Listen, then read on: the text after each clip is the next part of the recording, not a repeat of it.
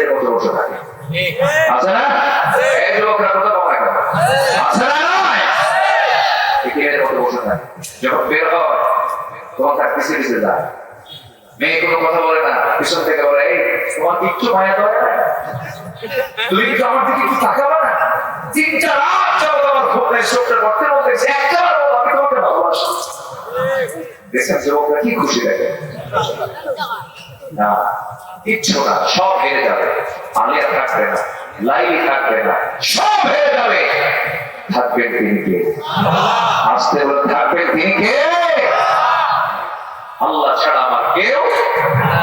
এখনই বলে যুবক তুমি বিয়ে করছো, সুন্দরী বউ পাইছো, বাচ্চা কেন হয়েছে? 2 বছর বয়স বাচ্চাটা হঠাৎ করে শিকদারি হাতের ওই পাশে যাওয়ার সময় ঘন্টাটা স্লিপ করে নিচে খাদে পড়ে গেছে, তুমি উল্টে পড়ে মারা গেছে। বউটা কাঁদবে, যেদিন মারা গেছে সেদিন কম কাঁদবে না বেশি কাঁদবে? 3 দিন চলে যাবে, কান্না আস্তে আস্তে করে থামবে। 7 দিন যাবে, মুখে আস্তে আস্তে করে হাসি পড়বে। মাসখানেক চলে যাবে, মোটামুটি বলবে। 2 মাস 3 মাস যখন হয়ে যাবে, বাপ মেসে মেয়েটাকে নিয়ে চলে যাবে তারা। তোমার বউটা চলে গেল তোমার শ্বশুর বাড়ি। 6 মাস 7 মাস এই সময় বলবে তোমার শ্বশুর শাশুড়ি বলে ফেলবে তোমার বউকে, মা এমন করে তো জীবন সাজানো যায় না, এমন করে জীবন চলে না। মা তোমাকে বিয়ে দেবো, তোমার বউটার বিয়ে হয়ে যাবে, নতুন স্বামী পেয়ে যাবে। নতুন স্বামী কাছে পাওয়ার পরে একদিন পরে ওই সময় বউ তার বাপ্পাকে কম দিয়ে বলবে আব্বা তোমাদের সিদ্ধান্তই ভালো ছিল, আগের স্বামীর চাইতে এই স্বামীটা আরো ভালো। এটাই হলো পৃথিবীর ভালোবাসা, কিচ্ছু না। সমস্ত ভালোবাসা, সকল সম্পর্ক সবকিছু একদিন মাইনাস হয়ে যাবে। একমাত্র সম্পর্ক টিকে থাকবে যার সাথে তিনি আমার কে বলে, তিনি আমার কে। এই জন্য সে আল্লাহ তাআলা বলছেন বান্দারা আমাকে ভুলে যাস না। আমাকে ভুলে যাওয়া মানে হলো ফরজ হুকুম গুলোকে লঙ্ঘন করা। ফরজ হুকুম যেগুলো আছে এর মধ্যে 1 নাম্বার ফরজ হুকুম হলো আযান শোনার সঙ্গে সঙ্গে কোথায় যাওয়া? আজকে বলেন না কোথায় যাওয়া? সবাইকে 5 ওয়াক্ত নামাজ পড়তে রাজি আছেন? 5 ওয়াক্ত নামাজটা কে দিয়েছেন? আজকে বলেন না কে দিয়েছেন? আল্লাহ বলছেন বান্দারে আমি তোকে আরশ-এর ছায়া জায়গা দেব, শর্ত হলো সুন্দর করে নামাজ পড়বি, মসজিদটাকে দিলটাকে মসজিদের সঙ্গে লটকায় রাখবি। আমি তোর জন্য আরশ-এর জায়গা ছায়া জায়গা দিয়ে দেব। আর শাসিম কি এই দুনিয়ার কোথাও আছে নাকি? আর শাসিমটা কয় আকাশের উপরে, তোর কয় আকাশের উপরে? 7 আকাশের উপরে। এত আকাশ। আর একটু হার্ট কথা বলে ফেলতেছে, হয়তো অনেকের কষ্ট হচ্ছে। আমরা যেখানে বসে আছি এটা হলো দুনিয়া। এটা কি বলেন? দুনিয়া। 228টি দেশের ছোট্ট একটা দেশ, সবুজ ভূখণ্ডের বাংলাদেশ, 55,000 বর্গ মাইলের সোনার বাংলাদেশ, শত শত নদীর বাংলাদেশ। এত সুন্দর একটা দেশে বাগমারা এই কাতিলা গ্রামে ছোট্ট একটা জায়গায় আমরা বসে আছি। এখান থেকে আমার আল্লাহ তাআলা কত দূরে আছেন দেখেন। যিনি আমার সবচেয়ে আপন তার পরিচয় জানার দরকার আছে না নাই বলেন? আমার আল্লাহ, সে আল্লাহ কোথায় আছেন? আমার আল্লাহ এখান থেকে এত দূরে আছেন। আমরা যেখানে বসে আছি সেখান থেকে সূর্য কাছে না দূরে? আসলে সূর্য কাছে না দূরে? চাঁদ কাছে না দূরে? এত দূরে যে সূর্য আমরা প্লেটের মতো দেখতে পাই, অথচ এই পৃথিবী থেকে সূর্যটা 13 লক্ষ গুণ বড়। যেরকম সুবহানাল্লাহ। ওই সূর্যের চাইতে আমার তারকাগুলো, ব্যাটেল জুইস একটা তারকা আছে, যে তারকাটা ওই সূর্যের চাইতে 33 কোটি গুণ বড়। জোরে কথা বেশ সুবহানাল্লাহ। বড় কি কম হয়েছে? আওয়াজটা কম হয়ে গেল। জোরে কথা সুবহানাল্লাহ। তাহলে ওই সূর্যের চাইতে একটা তারকা কত কোটি গুণ বড় বলেন তো? 33 কোটি। কয়টা? এরকম একটা তারকা নয়, আকাশে একটা দেখা যায় নাকি? অসংখ্য তারকা দেখা যায়। বিজ্ঞান বলছে এক একটা গ্যালাক্সির ভিতরে 500 বিলিয়ন তারকা থাকে। আল্লাহু আকবার। সুবহানাল্লাহ। 8টা ব্যাটেল জুইস এই সমস্ত তারকাগুলোকে আল্লাহ রাব্বুল আলামিন আকাশটাকে সুরক্ষিত রেখেছে। যদি কোনো বান্দা মনে করে চাঁদ দেখলাম, চাঁদের দেশে মানুষ গেছে, মঙ্গল গ্রহে মানুষ গেছে, মানুষ যদি চিন্তা করে একটু তারকার দেশে যাব, পৃথিবীর সবচেয়ে নিকটবর্তী তারকার দেশ হলো প্রক্সিমা সেন্ট্রারি। প্রক্সিমা সেন্ট্রারি যদি কেউ যেতে চায়, এই দুনিয়ার কোনো বিমানে যাওয়া যাবে না, হেলিকপ্টারে চলবে না, তাকে চড়তে হবে নভোযান। নভোযানে চড়তে হবে। পৃথিবীর সবচেয়ে দ্রুতগামী নভোযান এখন হলো অ্যাপোলো 11, যার ঘন্টার গতি হলো 40,000 কিলোমিটার। 39,000 কিলোমিটার বেগে ঘন্টায় যদি কোনো বান্দা নভোযানে চলে যেতে রওনা দেয়, সেই প্রসেসনটাই নামক পৃথিবীর সবচেয়ে নিকটবর্তী তারকার দেশে যদি সে রওনা দিয়ে দেয়, তার সময় লেগে যাবে 1,15,000 বছর মাত্র। ইসলামের কারা হাত তুলে। আমি কোনো কষ্ট দিচ্ছি আপনাদের? চিন্তা করে কি বিশাল মহাসত্য। সামান্য একটা তারকার দেশে যেতে লাগতেছে সবাই আমাদের 1,15,000 বছর। আমরা তো আকাশে যাই না, তাই তো আর বললাম না। আকাশ মহাশূন্য, আকাশ মহাশূন্য, আকাশ মহাশূন্য। সাত আকাশের উপরে হলো আরশ আজিম। আল্লাহ বলছেন আমার স্পেশাল ফ্লাইটে করে বান্দা তোকে আমি কাছে তুলে নিয়ে আমার আরশ আজিমের ছায়ায় তোকে জায়গা দেব। 5 ওয়াক্ত নামাজ পড়বে। সুবহানাল্লাহ।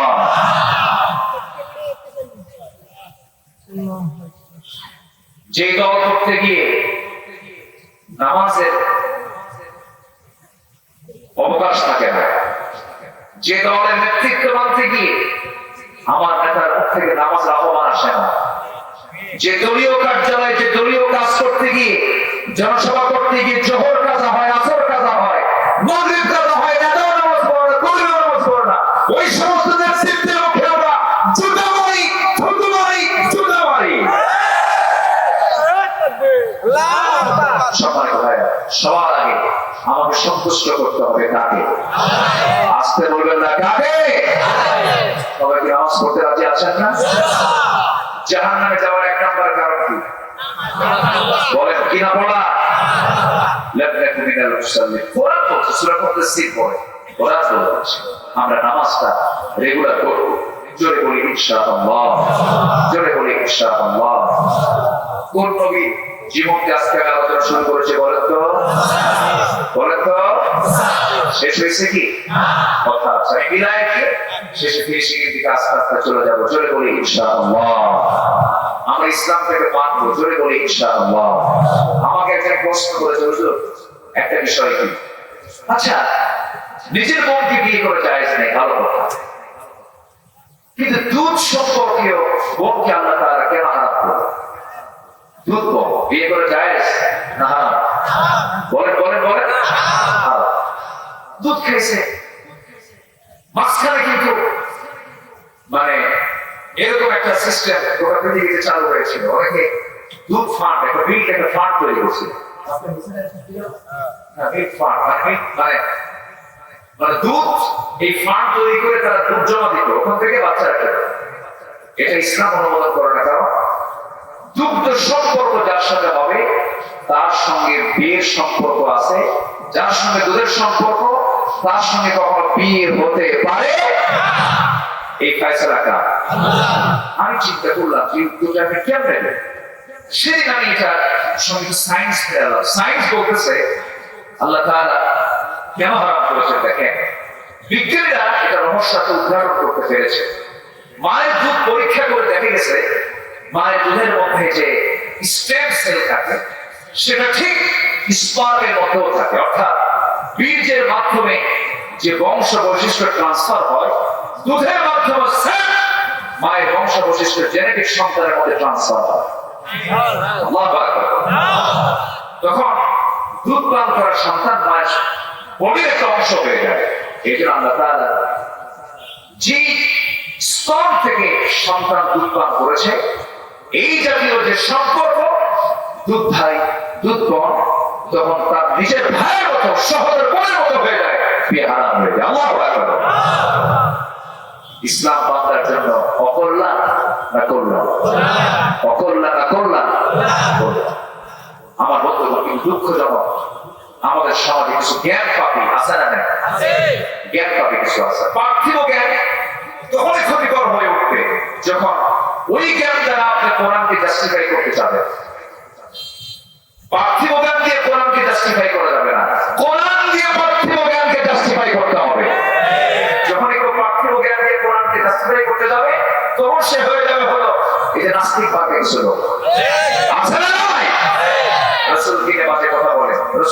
বিয়ে করলো কেন?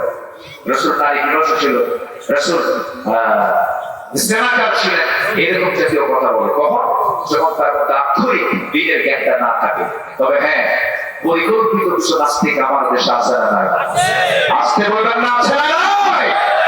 সময় আসুক, জাতি সুস্পষ্ট জবাব দেবে। জোরে বলি ইনশাআল্লাহ, জোরে বলি ইনশাআল্লাহ। আমার দেশে ইহুদি খ্রিস্টানদের, আমার দেশে কিছু মুসলমান নামের কলঙ্ক আছে, যারা ইহুদি খ্রিস্টানদের টাকা খেয়ে জাবেদারি করছে। আমরা সতর্ক থাকবো, সজাগ থাকবো, সব হারিয়ে ফেলবো।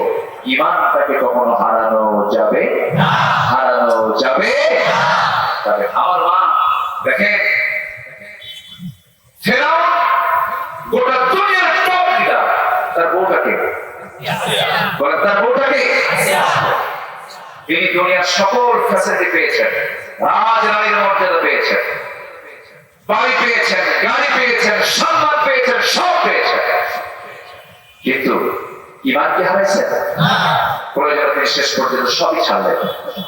কারণ বলল, আসিয়া শুনলাম তুমি কি মুসার ধর্ম গ্রহণ করেছো। আসিয়া বলছেন, আমার স্বামী আপনি এই কথা বলেন কেন? আমি তো মুসার ধর্ম গ্রহণ করিনি, আমি আল্লাহর দ্বীন গ্রহণ করেছি। জয় বলি সুবহানাল্লাহ। মুসার যে রব, আমারও সেই রব। ফেরাউন বলছে, আচ্ছা তুমি কি জানো আমি তোমাকে কি শাস্তি দিতে পারি?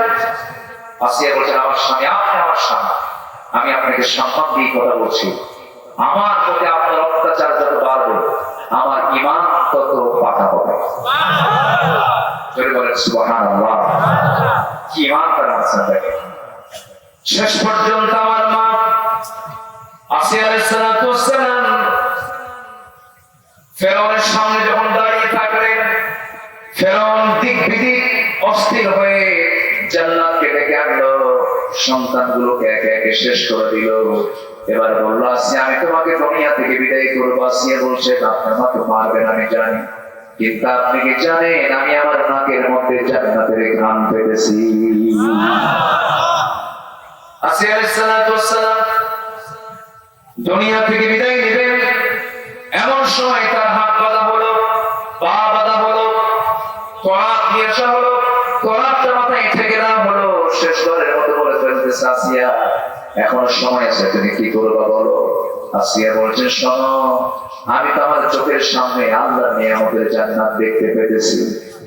আসিয়া সালাতু ওয়াস সালামের কপালে যখন করাতটা লেগে দিয়েছে, রক্তগুলো টিপকে দিয়ে পড়তেছে, দুই টুকরা করে তাকে দুনিয়া থেকে বিদায় করা হচ্ছে। এমন সময় আসিয়া সালাতু ওয়াস সালাম একটা দোয়া করেছেন, সেই দোয়া তিনি বলেন মুসা আলাইহিস সালাতু ওয়াস সালামের উম্মত ছিলেন, সেই সময় তিনি নবীর উম্মত ছিলেন, অথচ তার দোয়াটা স্থান পেয়েছে কোরআন কারীমের মধ্যে। জোরে বলুন সুবহানাল্লাহ।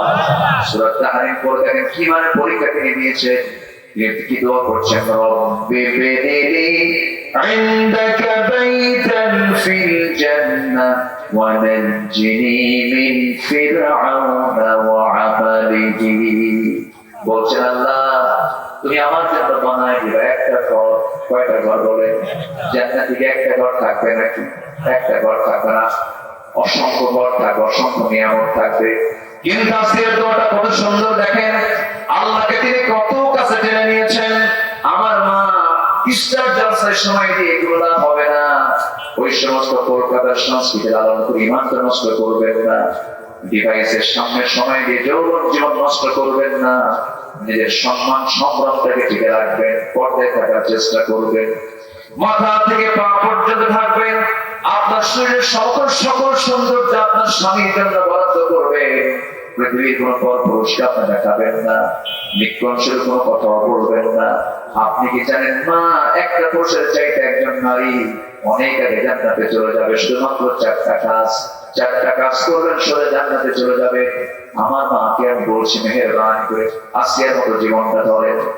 আসিয়া সালাতু ওয়াস সালাম কি করলেন, শেষ পর্যন্ত যখন ওই করাতটি যখন চিপতেছিল, সেই সময় তিনি একটা দোয়া করেছেন, এমন একটা দোয়া, তিনি বলছেন, আল্লাহ আমার জন্য জান্নাতে কয়টা ঘর দাও? একটা ঘর দাও। আমি একটা ঘর চাই, কিন্তু সেই ঘরটা হওয়া চাই তুমি আল্লাহ তোমার ঘরের দেওয়ালের সাথে। জোরে বলুন সুবহানাল্লাহ। তোমার ঘরের দেওয়ালের সাথে তুমি আমাকে একটা ঘর দাও। অনেক নাজিনি মিন ফিরাউন, এবং ফিরাউনের অত্যাচার থেকে তুমি আল্লাহ আমাকে বাঁচাও, এমন দোয়া করলেন, দোয়া মঞ্জুর হয়ে গেল, দুনিয়া থেকে বিদায় নিলেন। আমার বন্ধুগণ, ঈমান যখন এনেছি আমরা, হাজারো বিপদ আসুক না কেন, বাতিল শক্তির কাছে কখনো আমরা ঈমান বিক্রি দিয়ে কখনো মাথা নত করবো না। রাজি আছেন না ভাই? ইনশাআল্লাহ, আরো জোরে বলি ইনশাআল্লাহ। আমার বন্ধুগণ, এই দুনিয়া যখন ছাড়তেই হবে, মুসলিম হয়ে আমরা দুনিয়াটা ছাড়তে চাই, ইমানদার হয়ে দুনিয়াটা ছাড়তে চাই।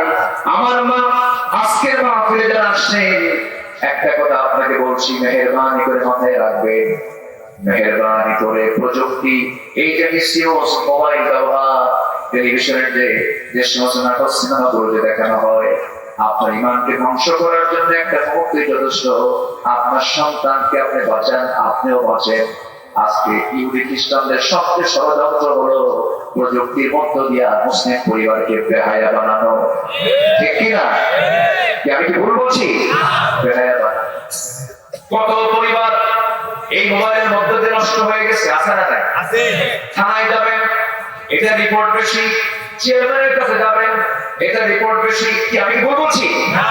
শুধু রিপোর্ট আর রিপোর্ট, এর মধ্যে আজকে এখন তাস, জুয়া, নেশা সবকিছু মোবাইল কেন্দ্রিক হয়ে গেছে।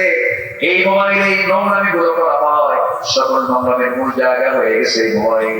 আমাকে যখন কেউ প্রশ্ন করে, হুজুর মোবাইল ব্যবহার করাটা কি, আমি উত্তর দিই, শুনুন, মোবাইল তার জন্য ব্যবহার করা যায় যে মোবাইলকে চালাতে পারবে, আর মোবাইল যাকে চালাবে তার জন্য মোবাইল ব্যবহার যায় নাই। মোবাইলকে আপনার নিজের মতো করে চালায় নিতে হবে। আপনি যদি পরিচালিত হন, আপনি ধ্বংস হয়ে যাবেন, আপনি শেষ হয়ে যাবেন। চুয়াডাঙ্গা মাহফিল, এসব নামাজের সময় খাইতে বসে এক মুরব্বি এসে বলতেছে, হুজুর আমার বড় মেয়ের জন্য দোয়া করবেন। কেন, কি হয়েছে? ঠাকুরগা বিয়ে দিছি। বললাম, 2.5 মাইল ধরে এই চুয়াডাঙ্গা নামে ঠাকুরগা চলে গেল, এই বিয়ের ফটক খেতে, হুজুর মোবাইল ফটকে মোবাইল। বললাম, মোবাইল কিনে দিচ্ছেন কেন? হুজুর মোবাইল তো কিনে দিতে বাধ্য হয়েছে। কেন? অনলাইনে ক্লাস, অনলাইনে ক্লাস করতে করতে আরেকটা অনলাইন কোর্স আমি তো জানি না, 3 দিন খবর নাই, কাউকে বলতেও পারেন না বাপ। শেষ পর্যন্ত 3 দিন পর ফোন আসছে, ওই বেচারে বলতেছে, আমাকে ফোন দিয়ে বলে, আপু চিন্তা করো না, আমরা ভালো আছি। কি ভালো আছি? আমরা ভালো আছি। এই যে মোবাইলের অবাধ ব্যবহার, অনিয়ন্ত্রিত ব্যবহার সব শেষ করে দেবে যুবকরা। তোমরা একটু সাবধান হয়ে যাও, নেশার জগতে পা দিও না, নেশা তোমাকে শেষ করে ফেলবে। আজকে আমাদের বড় দুর্ভাগ্য, প্রতিবেশী রাষ্ট্র থেকে যে সমস্ত মাদক দ্রব্য গুলো আসে সহজ রাস্তায় না কঠিন রাস্তায়, সহজ রাস্তায় চলে আসে। সেই মায়ানমার থেকে ইয়াবা গুলো আসে, পার্শ্ববর্তী দেশ থেকে ফেন্সিডিল গুলো আসে। যুবকদের ক্লাসকে ধ্বংস করাই হলো টার্গেট। যুবকরা কোন নেশার জগতে পা দিও না, জীবন যৌবন নষ্ট করে দিও না। আল্লাহর কাছে তোমাকে জবাব দিতে হবে। সকল নেশাগুলো বাদ দিয়ে দাও। আমার মা পর্দায় থাকার চেষ্টা করে। একজন স্বামী তার স্ত্রীকে 4টা কারণে মারতে পারবে। কয়টা কারণে বলে? শুনবেন নাকি? মারবে মারার জন্য শুনবে বলে কয়টা কারণে স্বামী স্ত্রীকে কয়টা কারণে মারতে পারে? 4টা। শুনবেন তো সবাই? আমার মার এখন শেষে মনে মনে ভাবতেছে, এতক্ষণ তো লাইন ভালো হয়েছিল, কিন্তু এখন প্যাঁচ লাগাই দিলে। আমার মা বন্ধের করে যে পারি না, এখন কোন হুজুরের জবাব দিছে, মারার অর্ডার দিয়ে গেল। 4টা কারণে আপনি আপনার স্ত্রীকে শাসন করতে পারবেন, মারতে পারবেন। নাম্বার 1 হলো যদি 5 ওয়াক্ত নামাজ না পড়ে, 5 ওয়াক্ত নামাজ না পড়ে। নাম্বার 2 হলো যদি রমজান মাসে রোজা না রাখে। নাম্বার 3 হলো যদি পর্দায় না থাকে। নাম্বার 4 হলো স্বামীর বিধানবদ্ধ না করে। 4টা কারণে আপনি আপনার স্ত্রীকে মারতে পারবেন, কিন্তু মারার ক্ষেত্রে শর্ত হলো মারতে যে যাবেন যে লাঠি আপনি ব্যবহার করবেন, সেই লাঠি অন্য কোনো লাঠি হওয়া যাবে না। পকেট থেকে মেশক বের করবেন, যা লম্বাই হবে 9 ইঞ্চি। 9 ইঞ্চি মেশক দিয়ে যখন কোন ব্যক্তি যদি তার স্ত্রীকে মারতে যায়, এই দৃশ্য যে অন্য কেউ দেখে, তখন কি হাসবে না রাখবে? হাসবে। আমার মাদের করে যে কেবল পানে শুধু 5 লাখ টাকা থেকে মারার কোন সিস্টেম ইসলামে নাই। আপনি মারতে পারবেন না, মেরে বউকে ঠিক করা যাবে না কখনো। এমন ব্যক্তিত্ব তৈরি করতে হবে আপনার মাঝে, একটু চোখটা একটু চোখের ভাষায় কথা বলবেন, সব ঠিক হয়ে যাবে, ঠিক কিনা? পরিবার ঠিক থেকে যাবে। সন্তানদের সামনে অসভ্য কিছু স্বামী আছে, বউকে পিটায় আছে না নয়? পরিবার জাহান্নাম হয়ে যাবে, ঠিক না? পরিবারটাকে জান্নাতের টুকরা বানায় নেন। আজান হলে সব নামাজে দাঁড়ায় যাবে। অশ্লীল কোন সিনেমার প্রদর্শন সেখানে হবে না। ওই পরিবারের কোরআনের তালিম হবে। কোন মেয়ে পর্দা ছাড়া বাইরে বের হতে পারবে না। কোন গার্লফ্রেন্ড বয়ফ্রেন্ড বাড়ির মধ্যে ঢুকতে পারবে না। পরিবেশ তৈরি করতে হবে। আমার পরিবারকে বাঁচাতে হবে জান্নাত থেকে। ও আনফুসাকুম ওয়া আহলিকুম নার। আমার বন্ধুগণ, এমন ফ্যামিলি আছে, এমন স্বামী আছে, বউটাকে সুন্দর করে সাজগোজ করায় নিয়া বন্ধের পিছনে তুলে নিয়ে করে শহর ঘোরায়, বন্ধুদেরকে বউটাকে দেখায়, আবার বউটাকে সুন্দর করে ছবি তুলে ফেসবুকে দিয়ে বলে, প্রিয় বন্ধুরা দেখো তো আমার বউটা কেমন, আমাদের সাথে দেখি আমরা। এরকম বেকুব কিছু আছে? তোমার বউ তুমি দেখো, 900 টাকা দেখো। আল্লাহ তুমি আমাদের পরিবারকে দিনের জন্য কবুল করো। জোরে বলি আমিন। আরো জোরে আমিন। আমার মাদেরকে অনুরোধ করবো, আমি মাদের কাছ থেকে কাছে পাইছি তো, এদের মাদের ব্যাপারে আজকে কথা পরিমাণ মনে একটু বেশি হয়ে যাচ্ছে। আমরা কেউ নামাজ ছেড়ে দেবো না, রাজি আছি না ইনশাআল্লাহ? হাত উঠে করে দেখেন না, জোরে বলি ইয়া আল্লাহ। আরো জোরে ইয়া আল্লাহ। আমাদেরকে 5 ওয়াক্ত সালাত আদায় করা তৌফিক তুমি আল্লাহ দিয়ে দাও। জোরে বলি আমিন। আরো জোরে আমিন। আরো জোরে আমিন। তিনটা জিনিস থেকে আমরা বিরত থাকবো, আমরা সুস্থ থাকবো।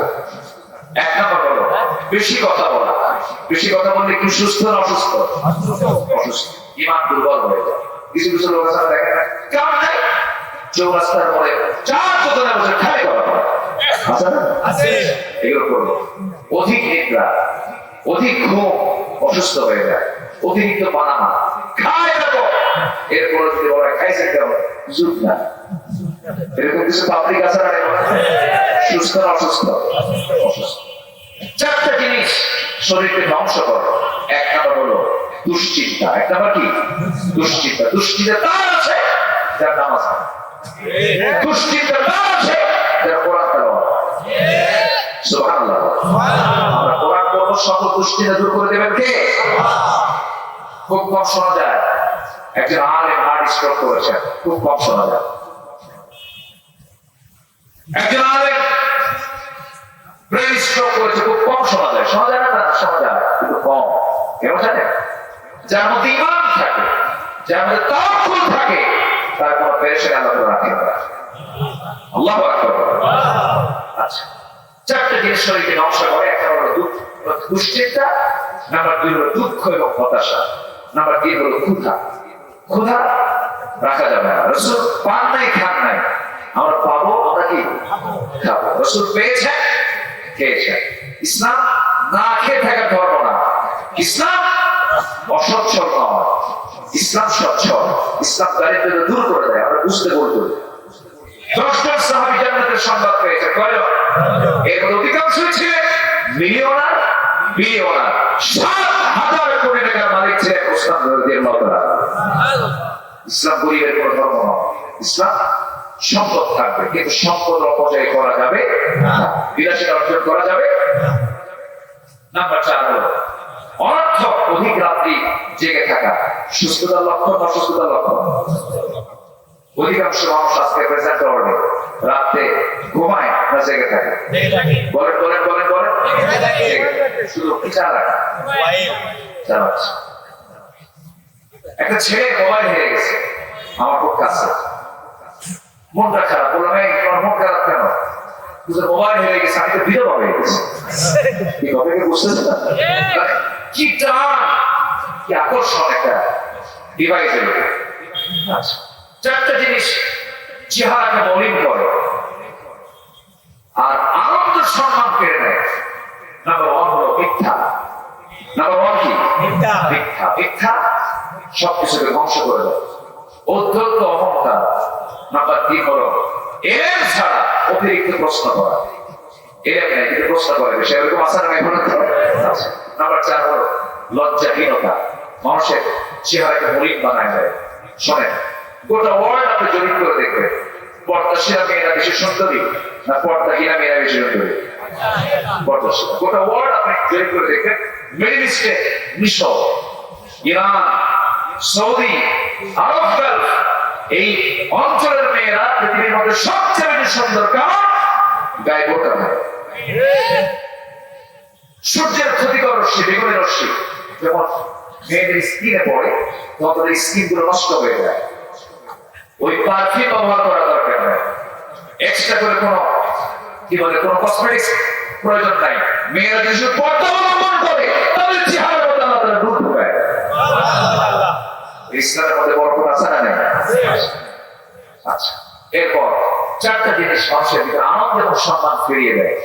এক নম্বর হলো তাকওয়া। এক নম্বর কি? তাকওয়া। কার ভয়? নম্বর 2 হলো সত্যবাদিতা। সত্যবাদীর কোনো ভয় থাকে? মিথ্যা বলতে টেনশন করে না। সত্যের কোনো টেনশন আছে না? আসবে না। সোজা রাস্তার কোনো ভয় আছে? আর সবকুম দিকে এই দিক ওই দিক ওই দিক এই দিক টেনশন আছে না নাই? সোজা রাস্তার কোনো টেনশন? সত্যবাদী। নাম্বার 3 হলো দানশীলতা। নাম্বার 4 হলো আত্মসম্মান রক্ষা। এই 4টা কাজ মানুষের আনন্দ এবং সম্মানকে ফিরিয়ে দেয়। আল্লাহ সবাইকে এই সমস্ত আমলগুলো করার তৌফিক দান করুন। জোরে বলি আমিন। আরেকটা জিনিস আমি শেষে বলছি, সেটা হলো 4টা জিনিস রিজিককে বৃদ্ধি করে। কয়টা জিনিস বলে?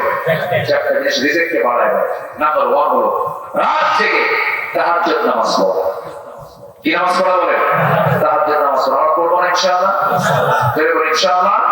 ফজর নামাজ না পড়ি কিন্তু তাহাজ্জুদ পড়ব, এরকম কিছু নাকি? ফজর শুধু বাদ না। আচ্ছা, সূর্যোদয়ের পূর্বে অধিক পরিমাণ আল্লাহর জিকির করা। সূর্য উদয় হচ্ছে তার আগেই জিকিরটা করে নাও। নিয়মিত দান করা, দিনের শুরু এবং শেষে আল্লাহর জিকির করা। আল্লাহ তাআলা সবাইকে মাফ করার তৌফিক দান করুন। জোরে বলি আমিন। আপনারা চালাক হোক না, বাচ্চার হুজুর তো শেষ করে দিচ্ছে, আমি বলছি সবাই বসেন, অনেক রাত হয়েছে। যতটুকু হয়েছে আমরা বলে ফেলি আলহামদুলিল্লাহ। জোরে বলি আলহামদুলিল্লাহ। সবাই যে দেখেন আছেন, আমরা নামাজের মতো করে বসি, নামাজের মতো করে বসি। আমি আমার কথাগুলো বলি, শুধু আপনাকে শোনাচ্ছি তা নয়, আমার এই কথাগুলো প্রযুক্তির মধ্য দিয়ে, এই ক্যামেরার মধ্য দিয়ে, অনলাইনের মধ্য দিয়ে পুরো দুনিয়া যাচ্ছে। আমি শুধু আপনাকে কেন্দ্র করে আজকে কথা বলিনি, এই কথাগুলো গোটা দুনিয়ার মুসলমানকে লক্ষ্য করে বলেছি। আল্লাহ সবাইকে আমল করার তৌফিক দাও। জোরে বলে আমিন। যে যেখানে আছেন সবাই বসেন না ভাই, না এটাকে দোয়া হয়? দোয়া হয় তো নাকি? আমার দেশে দোয়া হয় না কিছু কিছু জায়গায়। বসেন সবাই বলে সুবহানাকা আল্লাহুম্মা ওয়া বিহামদিকা আশহাদু আন লা ইলাহা ইল্লা আনতা আস্তাগফিরুকা ওয়া আতুবু ইলাইকা। চিৎকার মেরে বলি ইয়া আল্লাহ, আমার জীবনে সাগীরা কবিরা ছোট বড় সব গুনাহ তুমি আল্লাহ মাফ করে দাও, মাফ করে দাও। জোরে বলুন ইয়া রাব্বাল আলামিন, ইয়া রাব্বাল আলামিন। সবাই নামাজের মতো করে বসি। আমার মা বোন যে যেখানে আছেন আমরা সবাই দোয়ায় শামিল হব। আল্লাহ তাআলা আমাদের অংশগ্রহণকে মেলা কবুল করে দাও। যে কথাগুলো শুনলাম সবাইকে আমল করার তৌফিক দিয়ে দাও।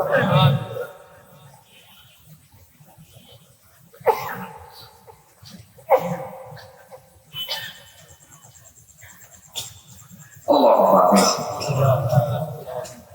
ربنا ظلمنا أنفسنا وإن لم تغفر لنا وترحمنا لنكونن من الخاسرين. لا تزغ قلوبنا بعد إذ هديتنا وهب لنا من لدنك رحمة إنك أنت الوهاب. গভীর রাত্রি জুমরা নিভানো রাত্রিতে হাজার হাজার মুসলমান নরনারীকে নিয়ে তোমার কালামে কয়েকটা আয়াতকে সামনে রেখে যৎকিঞ্চিৎ কিছু কথা বলেছি, নবী সাহাবীদের জীবন থেকে কিছু আলোচনা করেছি।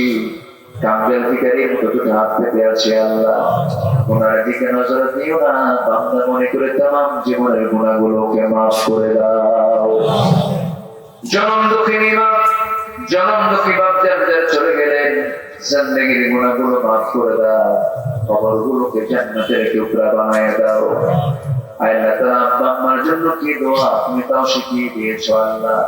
সবাই চক্ষু বন্ধ করুন, হাত একটু উঁচু করুন। আল্লাহ শেখানো দোয়া পড়া আব্বা আম্মার জন্য আমার সঙ্গে শক্তি নিয়ে মিলে চিৎকার করে বলুন, রব্বির হামহুমা কামা রব্বায়ানি সগীরা। সবাই বলেন, রব্বির হামহুমা কামা রব্বায়ানি সগীরা, রব্বির হামহুমা কামা রব্বায়ানি সগীরা। আল্লাহ তাআলা বিশেষ করে এই মাহফিল আয়োজন যারা করলেন, শোনার জন্য দূর দূরান্ত থেকে যারা আসলেন, বিনিময়ে কিয়ামতের কঠিন ময়দান যেদিন কেউ কাউকে চিনবে না, এমনকি মা সন্তানকে পর্যন্ত স্বীকার করে বসবে, যেদিন মানুষ কাঁদতে কাঁদতে চোখের পানিগুলো পড়ে যাবে, চোখ থেকে রক্ত বের হওয়া শুরু হয়ে যাবে, সেই কঠিন মুসিবতের দিন এই মাহফিল সবার জন্য নাজাতের মাধ্যম তুমি আল্লাহ বানাইয়া দিও। আল্লাহ তাআলা আমার ডানে, আমার বামে, আমার সামনে পিছনে যত ভাই আর যত মা বোন হাত তুলেছেন, যারা যা চাওয়া তুমি আল্লাহ দয়া করে পাওয়া করে দিও, যারা যে সমস্যা তুমি আল্লাহ দয়া করে সমাধান করে দিও। আশেপাশে কত মাইনে শুয়েছে, কবরস্থ হয়ে আছে, আযাবগুলোকে মাফ করে কবরগুলোকে জান্নাতের বাগিচা বানাইয়া দিও। এই খাতিরে প্রত্যেকটা ঘরকে ইসলামের দুর্গ বানাইয়া দাও, ঘরে ঘরে খালিদ বিন ওয়ালিদ পয়দা করে দাও, আয়েশা সুমাইয়া খাদিজার মতো মা তুমি আল্লাহ দয়া করে পয়দা করে দাও। আল্লাহ তাআলা তোমার কাছে ফরিয়াদ করে তোমার বান্দাগুলো কি কে যেন চাচ্ছে, সবার নেক কাজকে তুমি আল্লাহ দয়া করে মঞ্জুর করে দাও। আল্লাহ ফিলিস্তিনকে বাঁচাও, আল্লাহ ফিলিস্তিন হবে হাসরের ময়দান, ফিলিস্তিন হবে হাসরের ময়দান, সিরিয়া হবে হাসরের ময়দান। তুমি সেই জায়গা থেকে বান্দার বিচার করবে আল্লাহ। মেহেরবানি করে তোমার কাছে ফরিয়াদ করে, মেহেরবানি করে ফিলিস্তিনকে তুমি শত্রু মুক্ত করে দাও। বাইতুল আকসাকে মুসলমানদের হাতে তুলে দাও। 180 কোটি মুসলমানের জন্য ওমরের মতো নেতা পাঠায় দাও। আল্লাহ তাআলা দুনিয়া থেকে কোনদিন বিদায় হবো জানি না, মরতে যখন হবে তুমি আল্লাহ শহীদি মওত কপালে জুটাইয়া দিও। নবী আমার উম্মতি উম্মতি বলে সারা জীবন কেঁদেছেন, কবরে শুয়ে শুয়ে কাঁদতেছেন, হাসরাতে সবাই বলবে নাফসি নাফসি, আমার নবীজি বলবেন উম্মতি উম্মতি। সেই নবীর কবরের পাশে গিয়ে সালাম দেওয়ার তৌফিক তুমি আল্লাহ দিয়ে দাও, তোমার ঘর জিয়ারত করার তৌফিক তুমি আল্লাহ দিয়ে দাও। এখানে দাড়ি পাকা মানুষ হাত তুলেছে, দাড়ি কাঁচা মানুষ হাত তুলেছে, শিশুরা হাত তুলেছে, অনেক মা বোন হাত তুলেছে। আল্লাহ এই দোয়া আমার জীবনের শেষ দোয়া হতে পারে, এই চাওয়াটা আমার জীবনের শেষ চাওয়া হতে পারে। মালাকুল মউত কোনদিন আমার কাছে এসে জান কবজ করবে কেউ তো জানে না। আমরা আল্লাহ আল্লাহ মেহেরবানি করে তোমার পছন্দের বান্দা না হওয়া পর্যন্ত আমাদের মৃত্যু নিও না। আল্লাহুম্মা হাসিবনি হিসাবান ইয়াসিরা ইয়া মুকাল্লিবাল কুলুব সাব্বিত কলবি আলা দীনিক। আল্লাহ তাআলা এই দুনিয়া ছেড়ে কোনদিন বের হব জানি না, যেদিন মরব রে আল্লাহ টান মেরে ঘর থেকে বের করে দেবে, জীবনের শেষ বছরটা হয়ে যাবে, মরামত সব থেকে দেখে চলে যাবে। পৃথিবীতে আসার সময় উলঙ্গ দেহ নিয়ে এসেছিলাম, মরার সময় শুধু এক টুকরো কাপড় আমার সাথে দিয়ে দেবে। কবরে শুয়ে পড়ো, 24 ঘন্টা যাবে না মাথার চুলগুলো খসে খসে পড়বে, 3 দিন যাবে না চামড়াগুলো গলে গলে পোকার পেটের খাবার হয়ে যাবে, আমার গোটা দেহ পোকার নিয়ন্ত্রণে চলে যাবে। ও আল্লাহ 7 দিন যাবে না, নারী করে সব চোখ পোকা মারবে, সব বের হওয়া শুরু হয়ে যাবে। কি করেছি আল্লাহ, মাত্র 3টা মাস পর খনন করে দেখা যাবে কয়েকটা হাত ছাড়া কিচ্ছু নাই। আল্লাহ তো বুঝতে পেরেছি তুমি ছাড়া কোনো বন্ধু আমার এই দুনিয়াতে নাই। আল্লাহ গো তোমার পছন্দের বান্দার তালিকায় আমাদেরকে শামিল করে নিও। মওতের সময় জারি করে দিও, আমাদের সবার জবানে তুমি জারি করে দিও লা ইলাহা ইল্লাল্লাহু মুহাম্মাদুর রাসূলুল্লাহ। আসসালামু আলাইকুম ওয়া রাহমাতুল্লাহি ওয়া বারাকাতুহু। এই মুস্তাকিম